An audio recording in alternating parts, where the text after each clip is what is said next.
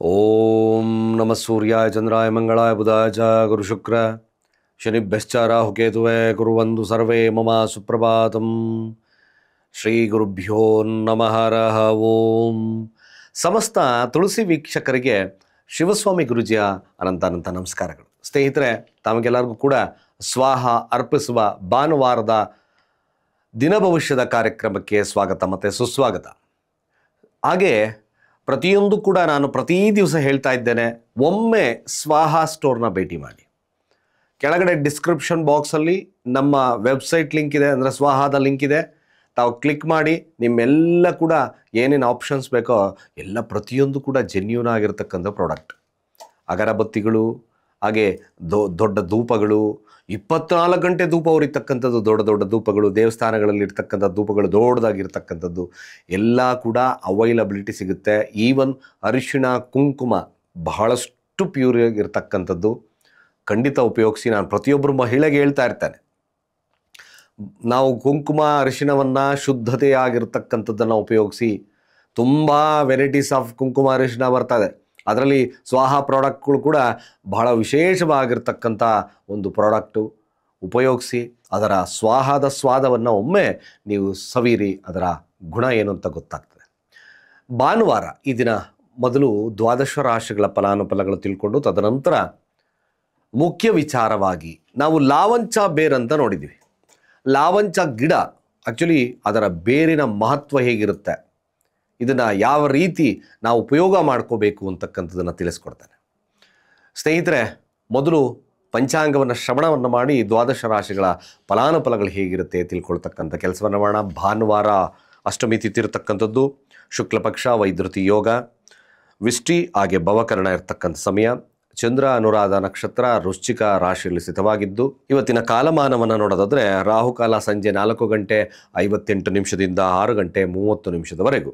ಹಾಗೆ ಯಮಗಂಡ ಕಾಲ ಮಧ್ಯಾಹ್ನ 12 ಗಂಟೆ 20 ನಿಮಿಷದಿಂದ 1 ಗಂಟೆ 53 ನಿಮಿಷ ಮಧ್ಯಾಹ್ನದವರೆಗೂ.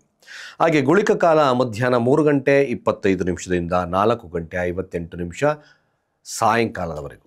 ಸ್ನೇಹಿತರೆ, ಇವತ್ತಿನ ದುಷ್ಟ ಮುಹೂರ್ತ ವೀಕ್ಷಣೆ ಮಾಡೋದಾದರೆ ಸಂಜೆ 5 ಗಂಟೆ 2 ನಿಮಿಷದಿಂದ 5 ಗಂಟೆ 53 ನಿಮಿಷದವರೆಗೂ. ಹಾಗೆ ಕಂಟಕ ಮೃತ್ಯುದೋಷ ಅಂತ ನೋಡಿದ್ವಿ. ಇದು ಸಹಿತವಾಗಿ ಬೆಳಗ್ಗೆ 10 ಗಂಟೆ 13 ನಿಮಿಷದಿಂದ 11 ಗಂಟೆ 4 ನಿಮಿಷ. ಈ ದಿನ ದ್ವಾದಶ ರಾಶಿಗಳ ಫಲಾನುಫಲಗಳಿರುತ್ತೆ ತಿಳ್ತಕ್ಕಂಥ ಕೆಲಸವನ್ನು ಮಾಡೋಣ. ಮೊದಲು ಮೇಷರಾಶಿಯವರ ಫಲ ನೋಡಿ. ಮೇಷರಾಶಿಗೆ ಚಂದ್ರ ಅಷ್ಟಮ ಸ್ಥಾನ ಅನುರಾಧ ನಕ್ಷತ್ರದಲ್ಲಿ ಸ್ಥಿತವಾಗಿರ್ತಕ್ಕಂಥದ್ದು. ಇವತ್ತಿನ ದಿನವನ್ನು ನಾವು ಮೇಷರಾಶಿಯವರಿಗೆ ನೋಡೋದಾದರೆ, ಹಳೇದಾಗಿ ನಿಂತಿರ್ತಕ್ಕಂಥ ಆಸ್ತಿಯ ವಿವಾದ, ಹಾಗೆ ಹಣಕಾಸು, ಇವೆಲ್ಲ ಸಹಿತವಾಗಿ ಒಮ್ಮೆ ವಾಪಸ್ ಬರ್ತಕ್ಕಂಥ ಸಾಧ್ಯತೆಗಳು ಜಾಸ್ತಿ ತೋರ್ತದೆ. ವಿವಾದದಲ್ಲಿ ಆಸ್ತಿ ಇತ್ತು, ನಮ್ಮ ತಂದೆ ಆಸ್ತಿ ಬರಲಿಲ್ಲ, ಸ್ವಲ್ಪ ವಿಳಂಬ ಆಗ್ತಿತ್ತು, ಈ ದಿನ ಸ್ವಲ್ಪ ಮಟ್ಟಿಗೆ ಉತ್ತಮತೆಯನ್ನು ಕಾಣುತ್ತೆ. ಹಾಗೆ ಅಷ್ಟಮ ಸ್ಥಾನದಲ್ಲಿ ಇರ್ತಕ್ಕಂಥ ಚಂದ್ರ ಈ ದಿನ ಆಸ್ತಿ ಖರೀದಿ ಯೋಗವನ್ನು ಕೊಡ್ತಕ್ಕಂಥದ್ದು ಜಾಸ್ತಿ ಇದೆ. ಬಟ್ ದುಡುಕಿ ಯಾವುದೋ ನಿರ್ಧಾರಗಳನ್ನು ತಗೊಳ್ಬೇಡಿ. ಕೂಲಂಕುಷವಾಗಿ ಯಾವುದೇ ವ್ಯಾವಹಾರಿಕವಾಗಿ ತಾವು ನಿರ್ಧಾರಗಳನ್ನು ತಗೊಳ್ತಕ್ಕಂಥದ್ದು ಅತಿ ಮುಖ್ಯವಾಗಿರ್ತಕ್ಕಂಥ ವಿಚಾರ. ಮೇಷರಾಶಿ ವಿದ್ಯಾರ್ಥಿಗಳಿಗೂ ಕೂಡ ಶುಭತ್ವ ಇರ್ತಕ್ಕಂಥರುತ್ತೆ. ದಾಂಪತ್ಯ ಜೀವನದಲ್ಲಿ ಸಣ್ಣ ಪುಟ್ಟ ಸಮಸ್ಯೆಗಳು ಕಾಣುತ್ತೆ, ಹೊರತುಪಡಿಸಿ ಮಿಕ್ಕೆಲ್ಲ ವಿಚಾರಗಳು ಶುಭತ್ವವನ್ನು ಮೇಷರಾಶಿಯವರಿಗೆ ಕೊಡುತ್ತೆ. ಶುಭವಾಗಲಿ. ಸಾಧ್ಯವಾದಷ್ಟು ಶಿವನಿಗೆ ಕ್ಷೀರಾಭಿಷೇಕವನ್ನು ಮಾಡಿಸಿ ಹಾಲಿನಿಂದ ಮಾಡಿರ್ತಕ್ಕಂಥ ಪದಾರ್ಥವನ್ನು ಹಂಚಿ ಶುಭ ಆಗ್ತದೆ. ಅದೇ ರೀತಿಯಾಗಿ ವೃಷಭ ರಾಶಿಯವರ ಈ ದಿನದ ಫಲಾಫಲ ಆಗಿರ್ತಕ್ಕಂಥದ್ದು. ವೃಷಭ ರಾಶಿಯವರಿಗೂ ಸಹಿತವಾಗಿ ಮಾರ್ಕೆಟಿಂಗ್ ಸೆಗ್ಮೆಂಟ್ಸಲ್ಲಿರ್ತಕ್ಕಂಥವ್ರಿಗೆ, ಹಾಗೆ ವಾಹನ ಚಾಲಕರಿಗೆ ಭಾಳ ವಿಶೇಷವಾಗಿರ್ತಕ್ಕಂಥ ಫಲಲಭ್ಯತೆ, ಜೊತೆಗೆ ಕಂಕಣ ಯೋಗದ ಭಾಗ್ಯತೆ ಇರತಕ್ಕಂಥದ್ದಿರುತ್ತೆ. ವ್ಯಾಪಾರ ವಹಿವಾಟುಗಳು ಈ ದಿನ ಶುಭತ್ವವನ್ನು ಕೊಡುತ್ತೆ. ಅದರಲ್ಲೂ ಕಮಿಷನ್ ಆಧಾರಿತವಾಗಿರ್ತಕ್ಕಂಥ ವ್ಯಕ್ತಿಗಳಿಗೆ ಅತ್ಯಂತ ಶುಭದ ದಿನ. ಖಂಡಿತವಾಗಿ ವಿದ್ಯಾರ್ಥಿಗಳು ಕೂಡ ಒಳ್ಳೆಯದಿದೆ. ಎಲ್ಲ ಒಂದು ವರ್ಗದವರೆಗೂ ಕೂಡ ಶುಭತ್ವ ಇರ್ತಕ್ಕಂಥದ್ದು ವೃಷಭ ರಾಶಿಯವರಿಗೆ ತೋರಿಸ್ತಾ ಇದೆ. ಒಳ್ಳೆಯದಾಗಲಿ. ಹಾಗೆ ಮಿಥುನ ರಾಶಿಯವರ ಈ ದಿನದ ಫಲಾಫಲ ಹೇಗಿರ್ತಕ್ಕಂಥದ್ದು, ಅಧಿಕಾರದ ವ್ಯಾಮೋಹತೆ, ಹಾಗೆ ಭಾಳ ಸರಳವಾಗಿ ಹೇಳಬೇಕು ಅಂದರೆ ರಾಜಕೀಯವಾಗಿರ್ತಕ್ಕಂಥ ಮನೋಭಾವತೆ ಉದ್ಭವ ಆಗ್ತದೆ. ಯಾರ್ಯಾರು ಮಿಥುನ ರಾಶಿಯಲ್ಲಿದ್ದೀರೋ ದಾಂಪತ್ಯದ ವಿಚಾರವಾಗಿ ಸ್ವಲ್ಪ ಎಚ್ಚರಿಕೆಯನ್ನು ವಹಿಸ್ಕೊಳ್ಳಿ. ಇದರ ಸ್ವಲ್ಪ ಕುಟುಂಬ ವ್ಯಾಜ್ಯಗಳು ಕಾಣಿಸ್ತಕ್ಕಂಥದ್ದು ಇರ್ತದೆ. ಒಂದು ಹಳೆಯ ಒಂದು ವಿಚಾರಗಳನ್ನು ತಗೊಂಡಾಗ ಇಲ್ಲಿ ಅದು ಏನೋ ದಾಂಪತ್ಯದಲ್ಲಿ ಕಿರಿಕಿರಿ ಇತ್ತು, ಈ ದಿನ ಸ್ವಲ್ಪ ಮಟ್ಟಿಗೆ ನಿಮ್ಮ ಮಾನಸಿಕವಾಗಿ ತೊಂದರೆ ಮಾಡ್ತಕ್ಕಂಥದ್ದು ಜಾಸ್ತಿ ತೋರಿಸ್ತದೆ. ಅತಿಯಾದಂಥ ಒಂದು ಕೋಪ ನಿಯಂತ್ರಣದಲ್ಲಿಟ್ಕೊಳ್ಳಿ. ಸಮಾಧಾನದಿಂದ ವರ್ತನೆಯನ್ನು ಮಾಡ್ತಕ್ಕಂಥದ್ದು ಅತಿ ಮುಖ್ಯದ ವಿಚಾರ. ಹಾಗೆ ವಿದ್ಯಾರ್ಥಿಗಳಿಗೂ ಅಷ್ಟು ಶುಭತ್ವ ಇಲ್ಲದ ಕಾರಣ ಅಷ್ಟು ಉತ್ತಮತೆ ಇಲ್ಲ. ವ್ಯಾಪಾರಸ್ಥರಿಗೆ ಸಾಧಾರಣವಾಗಿರ್ತಕ್ಕಂಥ ಲಾಭ, ಆದರೆ ಕೆಲಸದಲ್ಲಿರ್ತಕ್ಕಂಥವ್ರಿಗೆ ವರ್ಕರ್ಸ್ಗಳಿಗೆ ಶುಭತ್ವ ಇರ್ತಕ್ಕಂಥದ್ದಿದೆ. ಸಾಧ್ಯವಾದರೂ ನೀವು ಶಿವನ ಆರಾಧನೆಯನ್ನು ಮಾಡ್ಕೊಳ್ಳಿ, ಒಳ್ಳೆಯದಾಗುತ್ತೆ. ಹಾಗೆ ಕಟಕ ರಾಶಿಯವರ ಈ ದಿನದ ಫಲಾಫಲ ಆಗಿರತಕ್ಕಂಥದ್ದು, ಸೋಂಬೇರಿತನ ಕಾಡುತ್ತೆ. ಈ ದಿನ ಕೆಲವೊಂದು ಬಾರಿ ಸುಳ್ಳನ್ನು ಹೇಳ್ತಕ್ಕಂಥ ಅನಿವಾರ್ಯತೆ ಕಾಡುತ್ತೆ. ಅಧರ್ಮವಾಗಿ ನಡ್ಕೊಳ್ತಕ್ಕಂಥ ಸನ್ನಿವೇಶಗಳು ಈ ದಿನ ಕಟಕ ರಾಶಿಯವರಿಗೆ ತೋರಿಸ್ತದೆ. ಮಕ್ಕಳ ವಿಚಾರದಲ್ಲಿ ಸ್ವಲ್ಪ ತಾಪತ್ರಯಗಳು, ದೂರುಗಳು ಬರ್ತಕ್ಕಂಥದ್ದು ಕಾಣಿಸುತ್ತೆ. ಹಣಕಾಸು ವಹಿವಾಟುಗಳು ತೊಂದರೆ, ಹಾಗೆ ಸ್ವಲ್ಪ ಮಟ್ಟಿಗೆ ವ್ಯಾಪಾರ ವಹಿವಾಟುಗಳು ಅಷ್ಟು ಉತ್ತಮತೆಯಿಂದ ಇರೋದಿಲ್ಲ, ಕಾನ್ಫ್ಲಿಕ್ಟ್ ಇರ್ತಕ್ಕಂಥದ್ದು ಇರುತ್ತೆ. ಸಾಲ ಬಾಧೆ ಇರ್ತಕ್ಕಂಥ ದಿನ. ಆರೋಗ್ಯದ ವಿಚಾರವಾಗಿ ಸ್ವಲ್ಪ ಹಾಗೂ ಹೀಗೂ ಹೆಚ್ಚು ಕಡಿಮೆ ಆಗ್ತಕ್ಕಂಥದ್ದು ಇರ್ತದೆ. ಜಾಗರೂಕರ ಆಗಿರ್ತಕ್ಕಂಥದ್ದು ಭಾಳ ಮುಖ್ಯ. ಶಿವನ ಅಷ್ಟೋತ್ತರಗಳು, ಶಿವನಿಗೆ ಹಾಲಿನ ಅಭಿಷೇಕವನ್ನು ಮಾಡಿಸಿ ಎಳ್ಳಿನ ಒಬ್ಬಟ್ಟನ್ನು ಹಂಚತಕ್ಕಂಥದ್ದು ಭಾಳ ಮುಖ್ಯ ಆಗುತ್ತೆ. ಹಾಗೆ ಸಿಂಹ ರಾಶಿಯವರ ಈ ದಿನದ ಫಲಾಫಲ ಆಗಿರ್ತಕ್ಕಂಥದ್ದು, ಸಿಂಹರಾಶಿಯವರಿಗೂ ಸಹಿತ ವ್ಯಾವಹಾರಿಕವಾಗಿ ಮಾನಸಿಕವಾಗಿ ಗೊಂದಲದ ವಾತಾವರಣ ಇರತಕ್ಕಂಥ ಸಮಯ.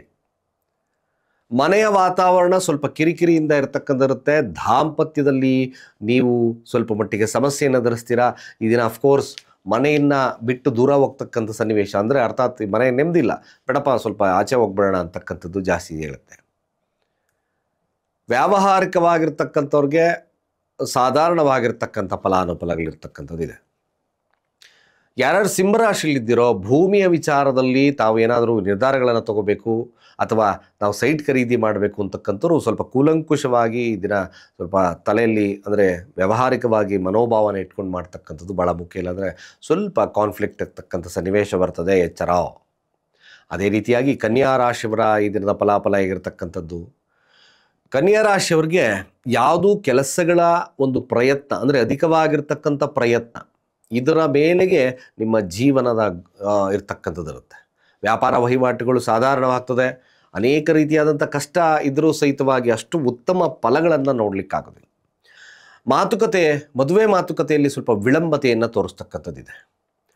ವ್ಯಾವಹಾರಿಕವಾಗಿ ನಾವು ಯೋಚನೆಯನ್ನು ಮಾಡಿದ್ರೂ ಅಷ್ಟು ಸಾಧಾರಣವಾಗಿರ್ತಕ್ಕಂಥ ಬಾಂಡಿಂಗ್ ಕಡಿಮೆ ಇದೆ, ಅಷ್ಟು ಉತ್ತಮವಾಗಿರ್ತಕ್ಕಂಥದ್ದಲ್ಲ. ಹಲವಾರು ಎಫರ್ಟ್ ಮೇಲೆಗೆ ಸಾಧ್ಯತೆ ಬರ್ತಕ್ಕಂಥದ್ದಿರುತ್ತೆ.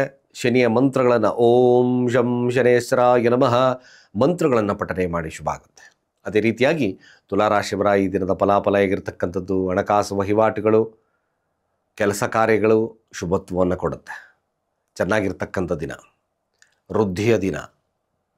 ಸ್ವಲ್ಪ ಮಾನಸಿಕವಾಗಿ ಗೊಂದಲಗಳಿದ್ದರೂ ಈ ದಿನ ತುಲಾರಾಶಿಯಲ್ಲಿರ್ತಕ್ಕಂಥವ್ರಿಗೆ ಶುಭತ್ವ ಇದೆ. ಕುಟುಂಬದ ಸಣ್ಣ ಪುಟ್ಟ ವ್ಯಾಜ್ಯಗಳು ಕಾಣಿಸುತ್ತೆ. ವ್ಯಾವಹಾರಿಕವಾಗಿ ಶುಭತ್ವ ಇರ್ತಕ್ಕಂಥ ದಿನ. ತುಲಾರಾಶಿಯವ್ರಿಗೆ ಶುಭದ ದಿನ, ಒಳ್ಳೆಯದಾಗಲಿ. ಹಾಗೆ ವೃಶ್ಚಿಕ ರಾಶಿಯವ್ರಿಗೆ ನೋಡಿ, ಭಾಳ ಮುಖ್ಯವಾಗಿ ನೀವು ಅನುಮಾನದ ದೃಷ್ಟಿಯನ್ನು ಬಿಡಬೇಕು ಈ ದಿನ. ಹಾಗೆ ಮಕ್ಕಳ ಮೇಲೆ ವ್ಯಾಜ್ಯಗಳನ್ನು ತಪ್ಪಿಸಿ. ಆರೋಗ್ಯದ ವಿಚಾರದಲ್ಲಿ ಸ್ವಲ್ಪ ಗೊಂದಲದ ವಾತಾವರಣ ಇರ್ತಕ್ಕಂಥದ್ದಿರುತ್ತೆ. ಕಾಲು ನೋವು, ನೀ ಪೇಯ್ನ್ ಬರ್ತಕ್ಕಂಥ ಸಾಧ್ಯತೆ ತೋರಿಸ್ತದೆ. ಜಾಯಿಂಟ್ಸ್ ಎಲ್ಲ ಸ್ವಲ್ಪ ಇಟ್ಕೊಳ್ತದೆ. ಹಾಗೆ ಸೊಂಟದ ನೋವು ಕಾಣಿಸ್ತಕ್ಕಂಥ ಸಾಧ್ಯತೆಗಳು ಕೂಡ ಈ ದಿನ ಇದೆ. ವ್ಯಾವಹಾರಿಕವಾಗಿ ಸ್ವಲ್ಪ ಹಿನ್ನಡೆ ಅನುಭವಿಸ್ತಕ್ಕಂಥ ದಿನ. ಮಕ್ಕಳೊಟ್ಟಿಗಿನ ಬಾಂಧವ್ಯವನ್ನು ಸರಿಯಾಗಿ ಇಟ್ಕೊಳ್ಳಿ, ಗಲಾಟೆಗಳನ್ನು ಮಾಡ್ಕೋಬೇಡಿ. ಶಿವನ ಪ್ರಾರ್ಥನೆಯನ್ನು ಮಾಡಿ ಶುಭ ಆಗುತ್ತೆ. ಹಾಗೆ ಧನುರಾಶಿಯವರ ಈ ದಿನದ ಫಲಾಫಲ ಆಗಿರ್ತಕ್ಕಂಥದ್ದು, ಮುಖ್ಯವಾಗಿ ವ್ಯಾವಹಾರಿಕವಾಗಿರ್ತಕ್ಕಂಥ ಆಲೋಚನೆಗಳು, ಮನೆಯ ವಿಚಾರಗಳು, ಜೊತೆಗೆ ತಾನು ಮಾಡಿರ್ತಕ್ಕಂಥ ಕಾರ್ಯದಲ್ಲಿ ಏನಾಗ್ತಿದೆ ಅಂತಕ್ಕಂಥ ಆಲೋಚನೆಗಳು ಜಾಸ್ತಿ ಆಗ್ತಾ ಬರ್ತದೆ. ಭೂಮಿಯ ವಿಚಾರದಲ್ಲಿ ಸ್ವಲ್ಪ ವಿಳಂಬತೆ ಆಗ್ತಕ್ಕಂಥದ್ದಿದೆ. ಮನೆ ನಿರ್ಮಾಣ ಮಾಡ್ತಿದ್ರ ಸ್ವಲ್ಪ ನಿಧಾನ ಮಂದಗತಿ ಆಗ್ತಕ್ಕಂಥದ್ದಿದೆ. ನೆಮ್ಮದಿ ಸ್ವಲ್ಪ ಕಡಿಮೆ, ಮನೆಯಿಂದ ದೂರ ಉಳಿತಕ್ಕಂಥ ಸನ್ನಿವೇಶಗಳು ನಿರ್ಮಾಣ ಆಗ್ತಕ್ಕಂಥದ್ದಿದೆ. ಶಿವನ ಮಂತ್ರಗಳು, ಶಿವನ ಅಷ್ಟೋತ್ತರಗಳನ್ನು ಪಠನೆ ಮಾಡ್ತಕ್ಕಂಥದ್ದು ಅತಿ ಮುಖ್ಯ. ಅದೇ ರೀತಿಯಾಗಿ ಮಕರ ರಾಶಿಯವರ ಈ ದಿನದ ಫಲಾಫಲ ಹೇಗಿರ್ತಕ್ಕಂಥದ್ದು, ಖಂಡಿತ ಒಂದು ಲಾಭದ ದಿನ. ವ್ಯಾವಹಾರಿಕವಾಗಿ ಕಮಿಷನ್ ಆಧಾರಿತವಾಗಿ ಲಾಭ ಬರ್ತಕ್ಕಂಥದ್ದಿದೆ. ಜೊತೆಗೆ ನಿಧಾನವಾದರೂ ಪ್ರಧಾನತೆಯನ್ನು ತೋರಿಸ್ತಕ್ಕಂಥದ್ದಿದೆ. ಅಣ್ಣ ತಮ್ಮಂದರ ವಿಚಾರದಲ್ಲಿ ಶುಭತ್ವ, ನೆರೆ ಹೊರೆಯವರ ಒಂದು ಅಂದರೆ ಅವ್ರನ್ನ ವಿಚಾರಿಸೋದ್ರ ಮೂಲಕ ಲಾಭವನ್ನು ಪಡಿತಕ್ಕಂಥದ್ದಿರುತ್ತೆ. ಕಮಿಷನ್ ಆಧಾರಿತಕ್ಕೆ ಅತ್ಯಂತ ಶುಭದ ಲಾಭ, ಶುಭವನ್ನು ಕೊಡ್ತಕ್ಕಂಥದ್ದು ಮಕರ ರಾಶಿಯವರಿಗಿದೆ. ಒಳ್ಳೆಯದಾಗಲಿ.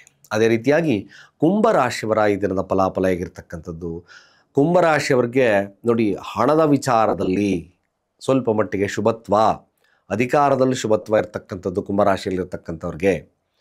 ಕುಟುಂಬದ ವಿಚಾರವಾಗಿ ಶುಭವನ್ನು ಕಾಣ್ತಕ್ಕಂಥದ್ದಿದೆ. ಸ್ವಲ್ಪ ನಿಧಾನ ಗತಿಯಾಗುತ್ತೆ, ವ್ಯಾವಹಾರಿಕವಾಗಿ ನಿಧಾನ ಆದರೂ ಕೂಡ ಕೊನೆಯಲ್ಲಿ ಪ್ರಧಾನ ಆಗ್ತಕ್ಕಂಥದ್ದಿದೆ. ಒಟ್ಟಾರೆಯಾಗಿ ಕುಂಭರಾಶಿಯವ್ರಿಗೂ ಕೂಡ ಶುಭತ್ವ.